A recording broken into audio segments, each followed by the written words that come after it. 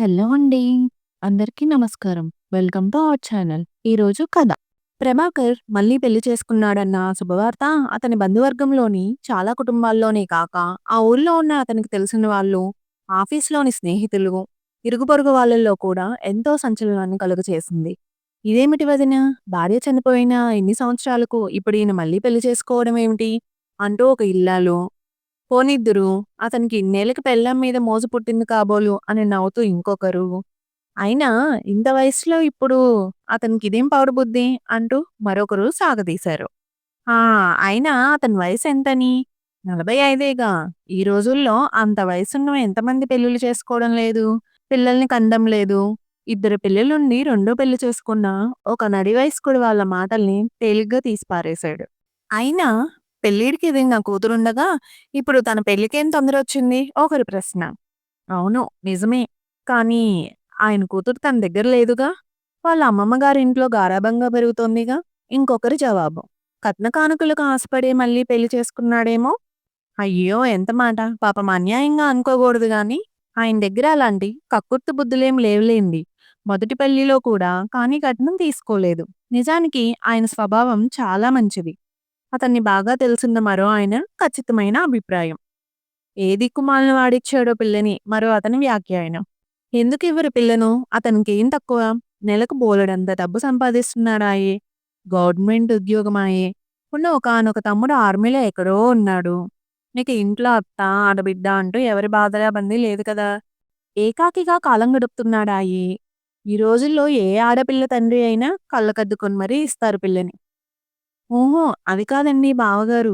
విషయం ఏమిటంటే, మొదటి భార్య చనిపోయిన కొత్తలో, మన వాళ్ళు మళ్ళీ పెళ్లి చేసుకోమని ఎంత ఒత్తిడి చేసినా, ఖచ్చితంగా చేసుకోనని చెప్పి, పెళ్లి పట్ల విముఖత చూపిన ఆ పెద్ద మనిషి, ఎన్ని సంవత్సరాలకిలా హఠాత్తుగా మళ్ళీ పెళ్లి చేసుకోవడం చాలా ఆశ్చర్యంగా లేదు?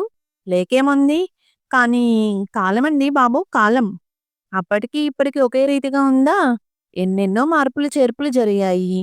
అట్లాగే మనిషి బుద్ధులు కూడాను. ఏ పిల్లిలి పేరైనో మెడలోంచి ఒప్పించుంటాడు అంటూ మరో పెద్ద మనిషి సమర్థించాడు. అలా ఆ విధంగా ఎన్నెన్నో ప్రశ్నలు, వాటికి తగిన జవాబులు, విమర్శలు అన్నీ ఎవరికి తోచినట్లుగా వాళ్ళు మాట్లాడుకోసాగారు. లోకులు, బంధువులు అనుకున్నట్లుగా ప్రభాకర్ పరిమళను మోజుతో, ప్రేమతో మళ్ళీ పెళ్లి చేసుకోలేదు. కట్నం కానుకలకు ఆశపడే అంతకన్నా కాదు. మానవత్వం గల మనిషిగా ఓ పెళ్ళిళ్ళ పేరయ్య ప్రోద్బలంతో పుట్టగానే అతి పసితనంలోనే తల్లిదండ్రులు పోగొట్టుకొని పినతండ్రి ఇంట్లో ఘోర నరకాన్ని అనుభవిస్తున్న అనాథ అయిన పరిమళని జాలితో సహృదయంతో గృహిణిగా స్వీకరించి ఆమెకు ఆ రకమైన నరక కూపం లాంటి చర్యను విడిపించి పుణ్యం కట్టుకున్నాడు. ప్రభాకర్ మళ్ళీ పెళ్లి చేసుకోవడానికి మొదటి భార్య తల్లిదండ్రులైన తన అత్తమామల పోరు కూడా చాలా ఉంది. ఎన్నాళ్ళని మూడులో బతుకుతావు? వీరయ్య గారు చెప్పినట్టుగా పెళ్లి పేరుతో అమ్మాయి మెడలో తాళి కట్టి నీ ఇంట్లో ఆశ్రయం కల్పించు. నీకు వేళకి ఇంత వండి పెడుతోంది. తోడు నీడుగా ఉంటుంది అంటూ ఎన్ని విధాలుగా హితబోధలు చెయ్యాలో అన్ని విధాలా చేసి అల్లుడిని ఒప్పించి ఆ పెళ్లి గుళ్ళో సింపుల్‌గా జరిపించి తమ దారిన తాము వెళ్ళిపోయారు. ఎన్నెన్నో కోరికలతో మరెన్నో ఆశానురాగాలతో కొత్త పెళ్లి కూతురైన పరిమళ ప్రభాకర్ ఇంట్లోకి ఇల్లాలుగా అడుగుపెట్టింది. కాపురానికి వచ్చిన కొద్ది రోజుల్లోనే భర్త మనస్తత్వాన్ని బాగానే అర్థం చేసుకుందామె. అందరికి అన్ని పిల్లల్లాగానే పరిమళ కూడా మొదట్లో భవిష్యత్తుని గురించి ఎన్నెన్నో మధురమైన రంగురంగుల కలలు కంది. ఆ ఆశలన్నీ కల్లలుగానే మిగిలిపోయి, పినతండ్రి ఇంట్లో వంట మనిషిగా, పని మనిషిగా ఇంటెడు చాకరీ చేస్తూ అలాగే తన జీవితం వెళ్లబారిపోతుందనుకుంది. కానీ తన నుదుటిన విధాత ఏ కాస్తో అదృష్టరేఖ రాయబట్టి తమ ఊరి పేరయ్య గారు తన దీన కష్టాలు కాదని విని, ప్రత్యక్షంగా చూసి మనస్సు చలించిపోయి జాలితో కాకావికలమైనాడు. తన శాయశక్తులు కృషి చేసిన ఆయన పుణ్యాన హఠాత్తుగా ఇలా ప్రభాకర్‌తో తన పెళ్లి జరగడం అన్నది కలలో కూడా ఊహించిన అద్భుతమైన విషయం. అసలే చక్కని చుక్కైన పరిమళ యవ్వనం తెచ్చిన సోయగాలతో అరవిచ్చిన మల్లె మొగ్గలా ఉంటుంది. పెళ్ళయ్యాక పంచ పోషకాలున్న ఆహారం, పండ్లు, పాలు మున్నగువి తినడం వలన మరికొన్ని కొత్త అందాల్ని సంతరించుకున్నది. ఇంట్లో ఎవరి బాదరబందీ లేదు. ఆ పని చెయ్యి, ఈ పని చెయ్యని సతాయించే మనుషులు లేరు. ఎంతో సుఖంగా, సంతోషంగా ఉంది ఆమె మనసుకు. భర్త ప్రభాకర్ చాలా సౌమ్యుడు, మృదుభాషి. అతని నుంచి ఏ సమస్య లేదు. ప్రభాకర్ భార్య మనసులోని కోరికల్ని, సరదాల్ని గ్రహించలేనంతటి మూర్ఖుడే కాదు కాబట్టి ఆమె కోరిన నగలు, చీరలు కొనిచ్చాడు. తను సాధ్యమైనంత వరకు ఆమెకు అనుగుణంగా ప్రవర్తిస్తూ వీలు చిక్కినప్పుడల్లా అడపాదడపా అలా సినిమాలకి, షికారులకి తీసుకెళ్ళేవాడు. ఓహో! అప్పుడే పడుచు పిల్లాన్ని వెంటేసుకొని తెగ తిరుగుతున్నాడు అంటూ తోటి ఉద్యోగస్తులు హేళన చేసినా, నవ్వినా కూడా అంతగా లెక్క చేయలేదు ప్రభాకర్. అలాగే 2, 3 నెలలు సరదాగా గడిచిపోయాయి. ఉన్నట్లుండి ఒకరోజు ప్రభాకర్‌కు బాగా జ్వరం వచ్చింది. 10 రోజుల వరకు మంచం దిగలేకపోయాడు. ఆఫీస్‌కు సెలవు పెట్టాడు. అన్ని రోజులు దగ్గరుండి చిన్న పిల్లలకి చేసినట్లుగా సపర్యాలు చేసి, భర్త త్వరగా కోలుకునేలా చేసింది పరిమళ. ప్రభాకర్ మళ్ళీ ఆఫీస్‌కు వెళ్లి వస్తున్నా, మనిషి మాత్రం మునుపటిలా ఉండడం లేదు. ఎంతో నీరసంగా, ఏమీ చేతకాని వాడిలా తయారైనాడు. భర్తలోని మార్పుని కనిపెట్టిన పరిమళ, ఒకరోజు రాత్రి పడుకోనే ముందు "ఏమిటో మీరీ మధ్య మునుపటిలా లేరు. ఓ మారు డాక్టర్ దగ్గరికి వెళ్లి చూపించుకోండి" అంటూ ఎంతో ప్రేమానురాగాలు ఉట్టిపడే స్వరంతో అంది. "నాకేమైంది? బాగానే ఉన్నాను. జ్వరపడి లేచాను కదా! కాస్త నీరసంగా ఉన్నానంతే" అని చిన్నగా నవ్వి అంటూ భార్య సంతోషం కొద్దీ దగ్గరికి తీసుకున్నాడామెను. ప్రభాకర్ ప్రతిరోజు ఉదయం 9కి భోజనం చేసి ఆఫీస్‌కెళ్ళిపోతే, మళ్ళీ సాయంత్రమే 6కే ఇంటికి చేరడం. ఇక ఇంట్లో ఒక్కతే ఉండే పరిమళకి పగలల్లా ఏమీ తోచేది కాదు. చేతి నిండా పనిలేక ఆమె మనసంతా ఏదో తెలియని అసంతృప్తి అలుముకోసాగింది. తమ ఎదురింటి కుర్ర లెక్చరర్ కాలేజీ నుంచి రాగానే స్కూటర్ పైన భార్యను తీసుకొని ప్రతిరోజు ఎక్కడికో షికారుకి వెళ్ళి, అలా అలా తిరిగి, మళ్ళీ 10కో నవ్వుతూ తులుతూ ఇంటికి చేరేవారు. చిలకా గోరింకల్లా చూడముచ్చటగా ఉన్న వాళ్ళ జంటని చూసినప్పుడల్లా పరిమళ మనస్సంతా ఏదో తెలియని ఈర్ష్యాద్వేషాలు భర్త మీద నిండిపోయాయి. వయస్సు మళ్ళిన వారిని పెళ్లి చేసుకోవడం వలన తాను పోగొట్టుకున్నదేమిటో ఆమెకు మెల్లిమెల్లిగా అర్థం అవ్వసాగింది. సాయంకాలపు వేళ భర్త వాడిన ముఖంతో ఉసూరుమంటూ ఇంట్లోకి రాగానే పరిమళ ముఖమంతా చిట్లిస్తూ కాఫీ అందిస్తూ "ఓ సరదా లేదు, పాడు లేదు" అని విసుగ్గా సనుక్కోవడం కొత్తగా మొదలయ్యేసరికి ప్రభాకర్ కనుబొమ్మలు ముడిచి నీరసంగా ఓ నిట్టూర్పు విడిచాడు. అతని అనారోగ్యం మూలంగా ఎక్కడికి బయటికి వెళ్లడమే లేదు. ఎవరో తనని జైలు లాంటి 4 గోడల మధ్య బంధించి ఉంచినట్లుగా ఫీలవ్వసాగిందామె. అలాంటి సమయంలోనే ఢిల్లీలో ఆర్మీలో పనిచేస్తున్న సుధాకర్ సెలవు మీద అన్నగారి దగ్గరికి హఠాత్తుగా ఊడిపడ్డాడో రోజు. అరవిచ్చిన మల్లె మొగ్గలా అందంగా, తనకన్నా చాలా తక్కువ వయసు గల పరిమళ తనకు వదినా అన్నట్టుగా ఆశ్చర్యంగా తలమునకలైపోయాడు సుధాకర్. ఆ రోజు రాత్రి భోజనం చేస్తున్నప్పుడు "నీవిక పెళ్లి చేసుకోవా సుధా?" బాధ్యత గల పెద్ద మనిషిలా ప్రేమగా అడిగాడు తమ్ముణ్ణి ప్రభాకర్. "ఎందుకు చేసుకోనన్నయ్యా? వదినలాంటి అందమైన అమ్మాయి దొరికితే తప్పకుండా పెళ్లి చేసుకుంటాను." వడ్డన చేస్తున్న వదినగారి తెల్లటి నాజూకైన చేతులకేసి ఆసక్తిగా చూస్తూ చిన్నగా నవ్వి హుషారుగా అన్నాడు సుధాకర్. తమ్ముడిచ్చిన ఆ సమాధానం ప్రభాకర్‌కు అస్సలు నచ్చలేదు. ప్రశ్నార్థకంగా ముఖం పెట్టి అదోలా చూశాడు. కానీ పరిమళ మనస్సు మాత్రం మరిది దగ్గర నుంచి తన అందానికి ప్రశంసాపూర్వకమైన గుర్తింపు లభించేసరికి ఆనందంతో ఉప్పొంగిపోయింది. బుగ్గల్లో మందారాలు పూసాయి. పారవస్యంతో కన్నులు అరమోడ్పులైనాయి. సుధాకర్ రాకతో పరిమళ ఒంటరితనంతో పడే బాధంతా ఒక్కసారిగా పూర్తిగా పటాపంచలైపోయింది. నిజానికి సుధాకర్ చాలా సరదా అయిన మనిషి. అస్తమానం ఏవేవో జోక్స్ వేస్తూ, తాను నవ్వుతూ ఎదుటి వాళ్ళను హాయిగా నవ్వేలా మాట్లాడతాడు. ఏమాత్రం జంకు బొంకు లేకుండా అతనితో ఫ్రీగా మసులుకోసాగింది పరిమళ. ప్రభాకర్ మాత్రం వాళ్ళిద్దరి ప్రవర్తనకి మనసులో రవంత బాధపడసాగాడు. ఓ రోజు సాయంత్రం అతను ఆఫీస్ నుంచి వస్తుంటే ముందు హాల్లో కూర్చున్న పరిమళ, సుధాకర్ ఎందుకనో విరగబడి పెద్దగా నవ్వుతున్నారు. వాళ్ళిద్దరి నవ్వులు వీధి వాకిలి వరకు వినిపిస్తున్నాయి. అతని ఇంట్లోకి రాగానే ఎవరో మంత్రించినట్లుగా వాళ్ళ నవ్వులు టక్కున ఆగిపోయాయి. సుధాకర్ సోఫాలోంచి చటుక్కుని లేచి అన్నకెదురెళ్ళి, "అన్నయ్య, ఇందాకటి నుంచి మేము నీకోసమే ఎదురు చూస్తున్నాం. త్వరగా తయారవ్వు. చాలా మంచి హిందీ పిక్చర్‌కి 3 టికెట్స్ బుక్ చేయించి తీసుకొచ్చాను. అందరం కలిసి వెళ్ళొద్దాం" ఉత్సాహంగా అన్నాడు. ఇప్పటికే తన అలంకరణ పూర్తి చేసుకొని, మరిది తెచ్చిన తెల్లటి కాశ్మీర్ సిల్క్ చీర కట్టుకొని అందంగా తయారై ఉన్న భార్యకేసి క్షణం తెరిపాగా చూశాడు ప్రభాకర్. "నేను రాలేనురా. ఒంట్లో బాగాలేదు. చాలా తలనొప్పిగా ఉంది. మీరిద్దరూ వెళ్ళిరండి" అన్నాడు నిదానంగా జోళ్లు విడుస్తూ. "నీవు రాకుంటే వదిన నాతో వస్తుందా?" సుధాకర్ కళ్ళు రవ్వంత సందేహంతో ఆమె వంక చూశాడు. "ఏం, ఎందుకు రాదు? వస్తుందిలే. వెళ్తావా?" ప్రభాకర్ భార్య వంక చూస్తూ అడిగాడు. "వారికలా ఉంటే నేనెలా సినిమాకు వస్తాను? మీరు వెళ్ళండి" అని అంటుందేమోనని ఆశించాడు. కానీ పరిమళ ఏమాత్రం సందేహించక "సరే, అలాగే వెళ్తాను" అంటూ హుషారుగా తలాడించి, "ఫ్లాస్క్‌లో కాఫీ పోసి ఉంచాను. తలనొప్పి మాత్ర వేసుకొని ఆ కాఫీ తాగి హాయిగా పడుకోండి. మేం వచ్చాక భోంచేద్దాం అంది. మరో మాటకైనా ఆగకుండా మరిదితో పాటు వడివడిగా వెళ్ళిపోతున్న భార్య వంక కళ్ళప్పగించి చూడసాగాడు ప్రభాకర్. ఆ ఒక్కరోజే కాదు, ప్రభాకర్ ఇంట్లో లేనప్పుడు, అతడు ఇంట్లో ఉన్నప్పుడు, అడిగి కొన్నిసార్లు, అతనికి తెలియకుండా మరికొన్నిసార్లు, అలా సినిమాలకి, షికార్లకి మరిదితో జంటగా తెగ తిరగసాగింది పరిమళ. మీ అన్నయ్య ఏమన్నా అంటారేమో అని మొదట్లో పరిమళ కొంచెం సందేహించినా, మరేం పర్వాలేదు లేదు. అన్నయ్య ఏమీ అనుకోరు. ఆయనదంతా సకుంచిత స్వభావం కాదులే అని నవ్వుతూ తేలిగ్గా తీసిపారేసి ఆమెకు ధైర్యం చెప్పేవాడు సుధాకర్. ఆర్మీలో ఉండడం వల్ల సుధాకర్‌కి అన్ని సుగుణాలే అబ్బాయి. తన చిన్ననాటి ఫ్రెండ్స్ అంతా కలిసి హోటల్‌లో పార్టీ చేసుకుంటున్నామని చెప్పి, వెళ్లి పీకల దాకా చిత్తుగా తాగి అర్ధరాత్రికి ఇంటికి చేరాడు ఆ రోజు. ఆఫీస్ పని మీద భర్త పై ఊరికి వెళ్ళడం వలన పని పిల్లను తనకు తోడుగా ఇంట్లోనే ఉంచుకుంది పరిమళ. సుధాకర్ రాత్రిపూట వచ్చి దబాదబా తలుపులు బాదేసరికి ముందు హాల్లోనే పడుకొని ఉన్న పనిపిల్ల లేచి తలుపులు తెరిచింది. తూలుతూనే ఇంట్లోకి వచ్చాడు సుధాకర్. మీ అమ్మగారు పడుకుందా?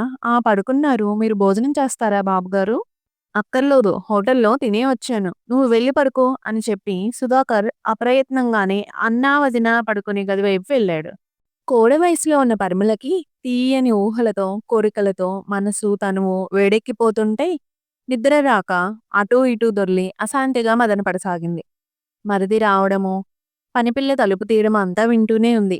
అతను తడబడే అడుగులతో తన గదిలోకి రావడము, తలుపు నెమ్మదిగా వేయడము, లైట్ వెలిగించడము అంతా గమనిస్తూనే ఉందామె కళ్ళు మూసుకొని.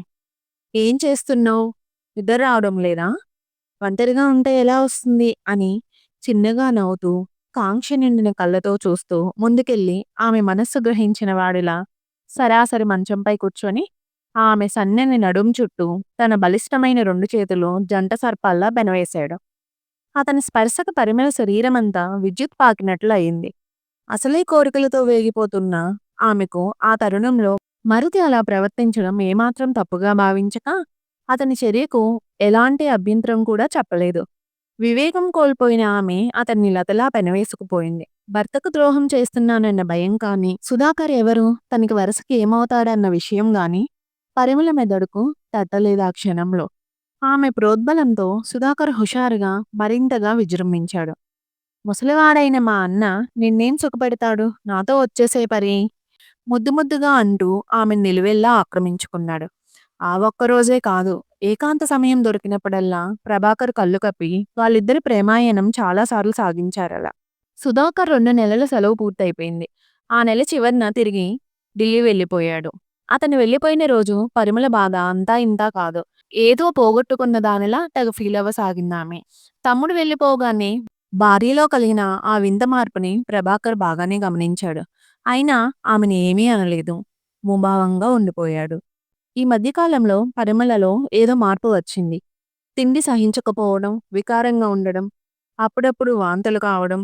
అది పెళ్లి అయ్యాక చాలా ఆడవాళ్ళకి వచ్చే మామూలు వేవిళ్ళు జబ్బే అయినా అదేం గ్రహించలేని ప్రభాకర్ ఒకరోజు భార్యను బలవంతంగా తనకు బాగా పరిచయం ఉన్న డాక్టర్ దగ్గరికి తీసుకుని వెళ్ళాడు. ఆ డాక్టర్ పరిమళని అన్ని పరీక్షలు చేసి, "నీకేం జబ్బు లేదమ్మాయి, తల్లివి కాబోతున్నావు, నీరసంగా ఉన్నావు కాబట్టి బలానికి మంచి మందులు రాసిస్తాను" అని చిన్నగా నవ్వుతూ చెప్పి, "మీరెళ్ళి బయటనున్న మీ వారిని ఓ మారిలా లోపలికి పంపండి" అని చెప్పింది. తాను తల్లి కాబోతున్నందుకు పరిమళకు ఆ క్షణంలో ఎంతో సంతోషం కలిగింది.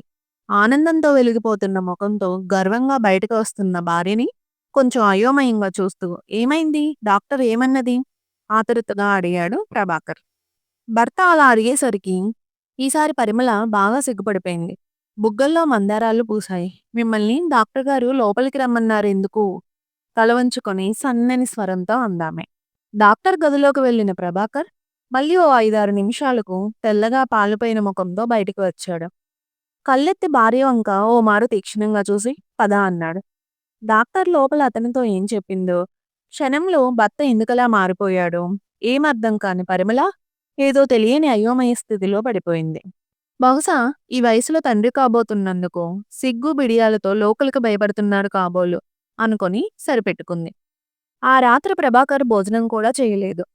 ఆకలిగా లేదని వద్దన్నాడు. డాక్టర్ దగ్గర నుంచి వచ్చిన క్షణం మొదలు అతని మనసులో లేదు.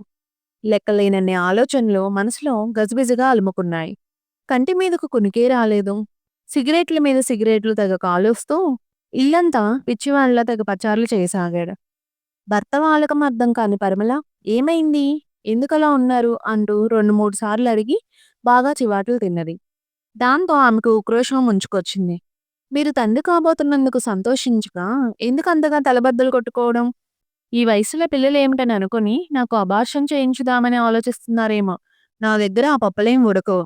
అయినా మొదటి నుంచి నాకు పిల్లలంటే ఎంతో ప్రేమ, ఇష్టం. మీకు కూతురున్నందుకు చాలనుకుంటున్నారు కాబోలు. నాకు పిల్లలు కావాలి. నేను తల్లినవ్వాలి. మీరెన్ని చెప్పినా నేను మాత్రం చస్తే అబార్షన్ చేయించుకోను." కోపావేశాలతో విసురుగా అంటున్న భార్య వంక కళ్ళప్పగించి చూడసాగాడు ప్రభాకర్. ఆ మరుసటి రోజు పరిమళ నిద్రలేచేసరికి మారెడు పొద్దెక్కింది. పనిపిల్ల వచ్చి నిద్ర లేపింది. కళ్ళు నిలుపుకుంటూ మంచంపై కూర్చొని ఓ మారు చుట్టూ కలియ చూసింది. ఎటు చూసినా గది నిండా ఖాళీ సిగరెట్ డబ్బాలు. కాల్చి పారేసిన సిగరెట్ పీకలే కుప్పలు కుప్పలుగా పడి ఉన్నాయి.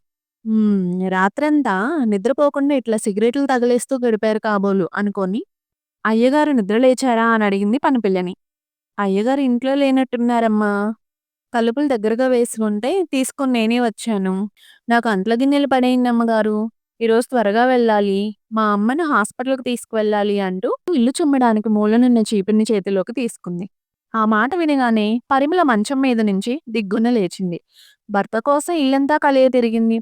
ప్రభాకర్ ఎక్కడా కనిపించలేదు. ఏదో తెలియని భయాందోళనతో గుండెలు దడదడలాడుతుంటే మళ్ళీ ముందు హాల్లోకొచ్చిన ఆమెకు టీవీ స్టాండ్‌పై ఒక పక్కగా మడతపెట్టి ఉంచిన కాగితమేదో కనిపించింది. ఒక్క ఉదుటున వెళ్ళి వణుకుతున్న చేతులతో అది అందుకొని చదవసాగింది. పరిమళ, నిన్న డాక్టర్ చెప్పిన వార్త విన్నప్పటి నుంచి నా మనసు షాక్ తిన్నట్లయింది. ఆ లేడీ డాక్టర్ నా మొదటి భార్య అమల ఉన్నప్పటి నుంచి బాగా పరిచయం. అమలకి మొదటి కాన్పులో మా అమ్మాయి నీత అదే హాస్పిటల్‌లో పుట్టింది. నీత తర్వాత 6, 7 సంవత్సరాలకి అమల మళ్ళీ గర్భవతి అయింది. అసలే చాలా నీరసంగా, అనారోగ్యంగా ఉండే అమలకు రెండోసారి కాన్పు కావడం చాలా కష్టమైంది. చివరికి బాబు పుట్టాడు. "మీ భార్య మళ్ళీ కాన్పంటూ వస్తే ఆవిడ మాత్రం ఈ మారు మీకు దక్కదు" అని డాక్టర్ ఖచ్చితంగా చెప్పడం వలన ఆ వెంటనే నేను పిల్లలు పుట్టకుండా ఆపరేషన్ చేయించుకున్నాను. ఇది జరిగిన 4 రోజులకే ఇంకా హాస్పిటల్‌లోనే ఉన్నా. అమలకి ఏదో విషజ్వరం సోకి హఠాత్తుగా కన్నుమూసింది. పొరపాటుగా తల్లిపాలు తాగడం వల్ల పుట్టిన ఆ పసివాడు కూడా నాకు దక్కలేదు. నేనీ విషయం అంతా వివరంగా నీకిప్పుడెందుకు తెలియజేస్తున్నానంటే, మీ ఊరి పైరయ్యకి నేనీ సంగతి చెప్పాను. నీతో గూడా చెప్పమన్నాను. నా వల్ల ఆ అమ్మాయి తల్లి అయ్యే ఆస్కారం లేదని చెప్పి, నీకిష్టమైతేనే ఈ పెళ్ళికి ఒప్పుకోమని చెప్పాను. ఆయన నీతో ఈ విషయం చెప్పే ఉంటాడన్న ఉద్దేశంతో, నేను కూడా నీతో ఎప్పుడూ ఈ ప్రవర్తన తీసుకురాలేదు. కానీ నిన్న డాక్టర్ నీవు తల్లి కాబోతున్నావని చెప్తుంటే నా మతి పోయింది. నేను ఆపరేషన్ చేయించుకోవడం ఆవిడకి తెలుసు కాబట్టి, "పెళ్లి చేసుకున్న మీరు పిల్లలు కలగడానికి తిరిగి ఆపరేషన్ చేయించుకున్నారా?" అంటూ చనువుగా అడిగింది. ఆ మాటకి నాకేం మాట్లాడాలో తోచక సిగ్గుతో చితికిపోయాను. లేదన్నట్లుగా తల అడ్డంగా గబగబా ఆడించాను. "మరి ఇదేమిటి మీ ఆవిడ ప్రెగ్నెంట్ ఇప్పుడు" అంటే అంది ఆదోలా చూస్తూ. ఇక అక్కడ ఒక్క క్షణం కూడా నిల్చోలేకపోయాను. వెంటనే బయటకు వచ్చేశాను. నిన్నటి నుంచి నేను పడ్డ నరకయాతన అంతా అంతా కాదు. ఇంకిప్పుడు నీకు సర్వం అర్థమైందనుకుంటాను. నీవు నా వలన తల్లివి కాలేదు. నీ కడుపులో పెరుగుతున్న శిశువుకి తండ్రి ఎవరో నీకు తెలుసు. వాడే సుధాకర్. వాడితో తప్ప నీవెవరితో అంత విచ్చలవిడిగా తిరగలేదనుకుంటాను. ఈ విషయం అంతా తమ్మునికి వివరంగా లెటర్ రాశాను. వాడు సాధ్యమైనంత త్వరలో వస్తాడు. తప్పకుండా నిన్ను తనతో తీసుకుపోతాడు. నాకు ఆ నమ్మకం ఉంది. ఆఫీస్‌కు నేను కొన్నాళ్ళు సెలవు పెట్టి మా అమ్మాయి దగ్గరికి వెళ్తున్నాను. నేను తిరిగి వచ్చేసరికి నీవు ఆ ఇంట్లో ఉండకూడదు. వెళ్ళిపోయి ఉండాలి. నేను నిన్ను మళ్ళీ పెళ్లి చేసుకున్నాను. నీవు కూడా సుధాకర్‌ను మళ్ళీ పెళ్లి చేసుకో. పశుపక్షాదులకు వావి వరుసలు తెలియవు. కానీ మనిషికి తప్పు ఒప్పుల విచక్షణ తెలుసు. అది చాలా అవసరం గూడాను. తప్పు అని తెలిసి మాత్రం అస్సలు చేయకూడదు. క్షణకాల సుఖం కోసం అనైతికంగా ప్రవర్తిస్తే ఫలితం చెడుగానే, వ్యతిరేకంగానే ఉంటుంది. అన్నీ తెలిసిన మనుషులు మాత్రం నేడు మృగాలుగా మారిపోతున్నారు. ఇంతకు మించి నేనేమీ రాయలేను. అది చదివిన పరిమళ బోరున విలపించసాగింది. పెళ్ళే కాదనుకున్న తన జీవితంలో ప్రభాకర్ పెద్ద మనసుతో పెళ్లి పేరుతో ఇంతటి అదృష్టం తనకు ఇస్తే తనేం చేసింది? అతన్ని మోసం చేసింది. అయ్యో! అని హృదయ విదారకంగా విలపించసాగింది. చేతులు కాలాక ఆకులు పట్టుకొని ఏం లాభం? Thank you for watching this video. మీరు ఫస్ట్ టైం మన ఛానల్ చూస్తుంటే సబ్స్క్రైబ్ చేయడం మర్చిపోకండి. ముందు ముందు మంచి మంచి స్టోరీస్ అప్లోడ్ చేస్తాను మీరిచ్చే ప్రోత్సాహంతో. మళ్ళీ కలుద్దాం మరో మంచి స్టోరీతో.